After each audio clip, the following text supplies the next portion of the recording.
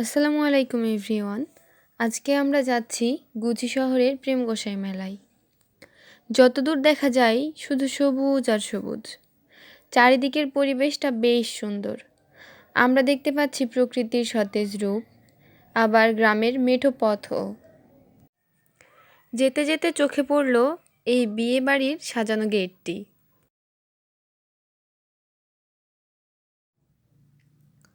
এরপর যেতে যেতে চোখে পড়ল একটি ঘোড়া।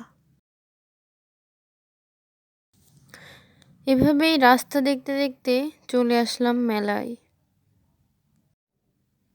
মেলায় অনেক বেশি মানুষজন এবং অনেক অনেক দোকান। প্রত্যেক দোকানেই অনেক রকমের জিনিসপত্র, যেমন চুড়ি, কানের দুল, ছোট বাচ্চাদের খেলনা, এরকম আরও অনেক কিছু। সব দোকানগুলোর মধ্যে এই দোকানের জিনিসপত্রগুলো আমার কাছে সব থেকে বেশি ভালো লেগেছে, তাই এখান থেকে কিছু ছোট ছোট জিনিস কিনলাম।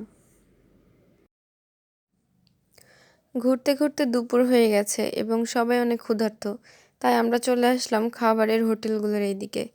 আসতেই চোখে পড়ল এই মিষ্টিগুলো। এক একটা মিষ্টি এক এক রকম আর অনেক বড় বড়। মিষ্টি ছাড়াও এখানে ছিল কয়েক রকমের মাংস, মাছ, ডিম এবং সবজি। সবাই খাওয়া দাওয়া শেষ করলাম। খাবার মোটামুটি ভালো ছিল। যাওয়ার সময় দেখলাম দোকানের সব থেকে বড় মিষ্টি। এটার ওজন প্রায় 7 কেজি। এরপর চোখে পড়ল একটি মাটির তৈরি জিনিসপত্রের দোকান। মাটির তৈরি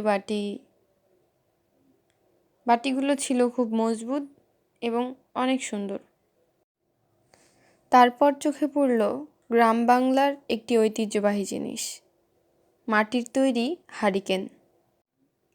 মাটির তৈরি অনেক ডিজাইনের অনেক সুন্দর সুন্দর চায়ের কাপ ছিল। আরও ছিল মাটির তৈরি অনেকগুলো জগ। মেলার একপাশে ছিল সার্কাস শো। ছিল একটি আচারের দোকান।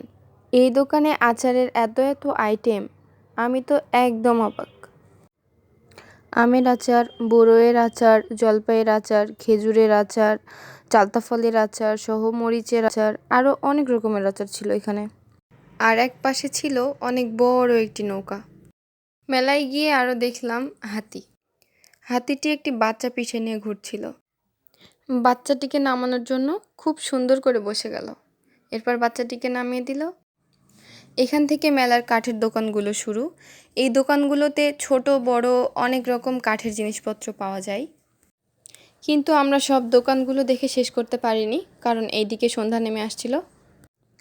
তাই আবার বাসায় যাওয়ার উদ্দেশ্যে রওনা দিয়ে দিলাম। আপনাদের সকলের দাওয়াত রইল আমাদের নওগাঁ জেলার এই ঐতিহ্যবাহী মেলাটি ঘুরে দেখার জন্য।